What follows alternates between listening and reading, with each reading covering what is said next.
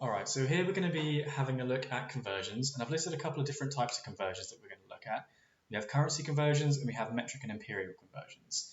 But the method we're going to use to do both of them is pretty much the same. One quick thing is that you don't need to memorize any currency conversions, definitely, because they're always changing. But metric and imperial ones, you don't need to remember how many centimeters are in an inch or how many centimeters in a foot. You don't have to remember those, but if you're given the conversions, you do need to know how to use them. So if we start by looking at a fairly straightforward one, 1 foot is 12 inches. Again, you don't need to know that, but now we've got it, they could ask us to do a couple of different things. They could ask us to convert feet into inches or inches into feet, now that we've got that conversion. So the easier way around that they could ask the question is like this. They could say, what is 5 feet? If you know that 1 foot is 12 inches, what's 5 feet? And you can probably spot that, well, 5 feet is 5 lots of 1 foot. And if it's 5 times bigger on that side, then it's going to be 5 times bigger on the other side. If a distance is 5 times as big, it's going to be 5 times as big regardless of whether you're measuring it in feet or in inches. So all we need to do is take 12 inches, multiply it by 5, and 5 feet is 60 inches. But the harder question is if I want to go the other way, if I want to turn some inches back into feet. For example, if I want to know what 30 inches is in feet, what I'd like to know is what I've multiplied 12 by to get to 30. Because if I've times it by 2, then it's going to be twice as many feet. And if I've times it by 5, it's going to be 5 times as many feet. But what have I times 12 by to get 30? Well, we're going to have to do a little side calculation to work that out. We're going to have to do 30 divided by 12, because whatever answer this comes to, that's what I've multiplied 12 by to get 30. 30 divided by 12 is 2.5, so we've times 12 by 2.5 to get 30, which means I times the 1 by 2.5 as well, and 30 inches is 2.5 feet. Let's look at how we can use that method with a currency conversion. Now, at the moment, we have that £1 is equal to 1.12 euros. And I want to use that to work out a couple of different things. I'm going to ask what £50 is in euros, and I'm going to ask what 70 euros is in pounds. Let's do the first one first. Let's do the £50 into euros. On the left-hand side of my conversion, I've got the pounds, and I'm not interested in what £1 is anymore. I'm interested in what £50 is. Now, just like when we did feet and inches, that 50 is 50 times bigger than £1 is.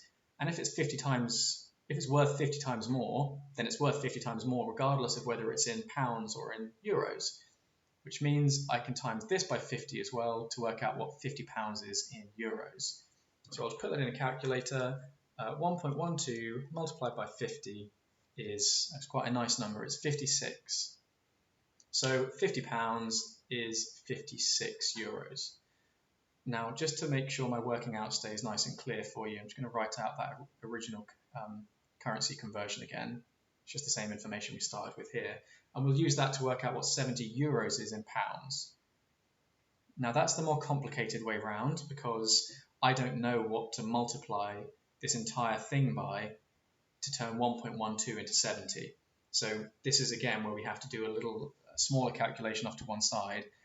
I want to know what to multiply 1.12 by to get 70. And to do that, I have to do 70 divided by 1.12, because this answer that I get here is what I've multiplied 1.12 by to get 70. So I put it in the calculator. 70 divided by 1.12 gives me 62.5. So that tells me that if I multiply 1.12 by 62.5, then instead of having 1.12 euros, I have 70, which is just what I wanted. And if I multiply the other side by 62.5, I get 62.5. And that's what 70 euros is in pounds, 62 pounds 50. And just a exam technique point, the answer isn't 62.5, it's 62 pounds and 50 pence, 62.50.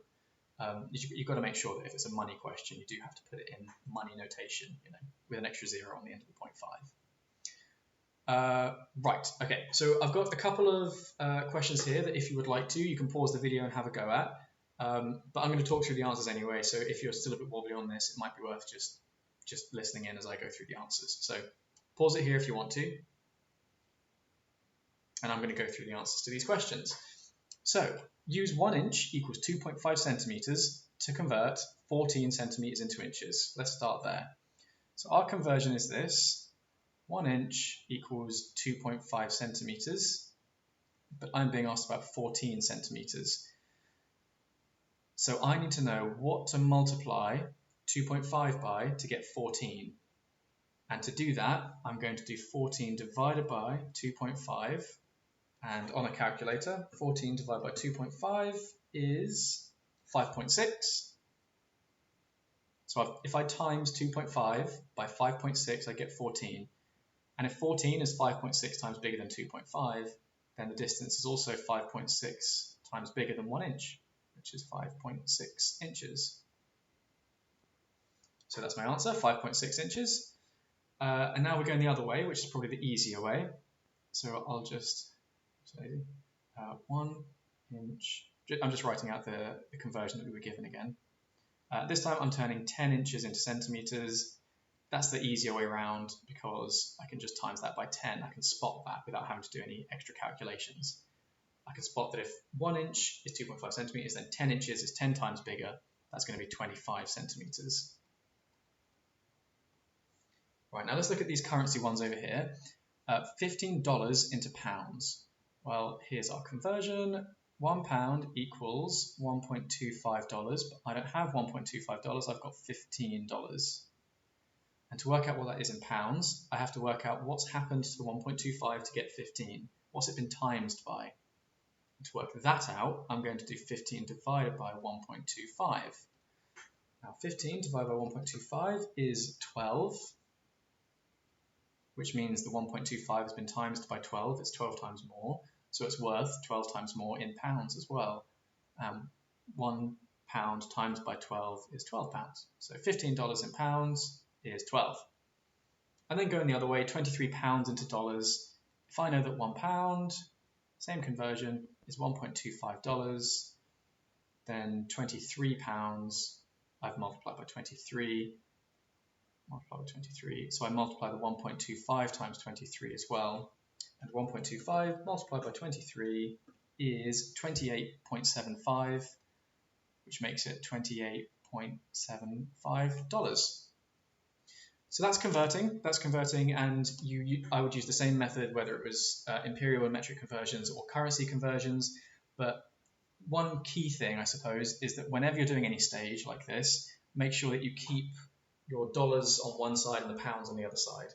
You know, if I look at this question that I was doing here, when I noticed it was £15 I had to convert, it went on the right-hand side because the right-hand side of my original information is where the dollars was.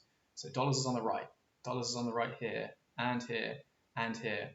If you accidentally swap them over, I think it would just lead you into trouble. So there's my advice. That's how you do the questions. I hope that helps.